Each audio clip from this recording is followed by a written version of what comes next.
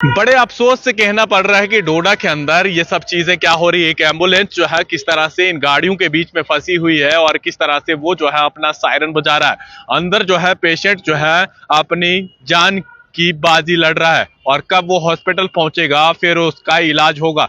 तो ऐसे में ये देख लीजिए डोडा के अंदर की ये तस्वीरें जिसमें ट्रैफिक विभाग हो या पुलिस हो या यहाँ की एडमिनिस्ट्रेशन कितनी नाकाम है। क्योंकि देखिए जो चीजें ग्राउंड पर होनी चाहिए, जिन लोगों की ड्यूटी होनी चाहिए, एक छोटा सा शेर को ये लोग जो है संभाल नहीं पाते। ऐसे में जो पहले अफसर हुआ करते थे, जो मल्टी कार पार्किंग डोडा के अंदर बन रहा था, उसके बाद उन्होंने ये फैसला लिया था जितनी भी अलग अलग रूट की गाड़ियां हैं, चाहे फिर घट गुंदना से जो आने वाली, भरत बगला से जो आने वाली, या कोटी से, या फिर बजारनी या भागवा या देसा कास्तीगढ़ से जो गाड़ियां आने वाली, इनका अलग अलग बस स्टैंड हो और ये गाड़ियां कोई भी जो है बस स्टैंड या डोडा सिटी के अंदर एंटर ना हो। लेकिन अब ऐसा माहौल बन चुका है कि आपकी जान भी जा सकती है या फिर आपको पैदल चलने के लिए कहीं पर भी रास्ता नहीं मिल सकता। अगर आप एक आम इंसान हैं जो सिर्फ पैदल चलकर एक जगह से दूसरी जगह तक जा रहे हैं, ऐसे में डोडा के अंदर एक छोटा सा कस्बा यानी छोटा सा शहर जिसके अंदर लगभग 600 से ज्यादा ऑटो है।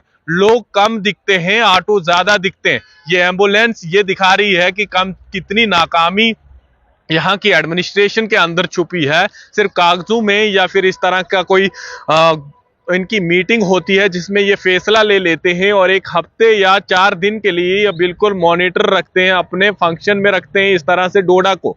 उसके बाद क्या हालत दोबारा से हो जाती है। ये वही तरीका है, ये वही ऑर्डर है कि कई बार इस तरह के ऑर्डर भी हो जाते हैं कि पेट्रोल पंप पर बिना हेलमेट के तेल ना भरिए। फिर उसके बाद एक बारिश आने के बाद ये तमाम ऑर्डर भी चला जाते।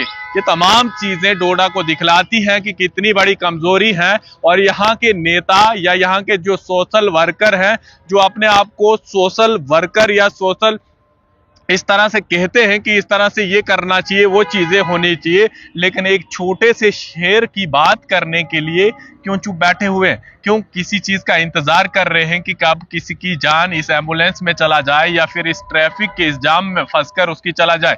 अगर आपको लगता है कि इस तरह का जाम लगा होता है, इस तरह की चीजें, फिर सिटी के अंदर ये गाड़ियां रोजाना क्यों आती हैं? क्या वो तेल जो है पहले से भर कर नहीं रख सकते, या हर दिन जो है उन्होंने माथा टेकने इस पेट्रोल पंप के पास जाना है, या फिर लगातार इस सिटी के अंदर गाड़ियां लाकर अपना जाम में दूसरे लोगों को भी डिस्टर्ब करना है?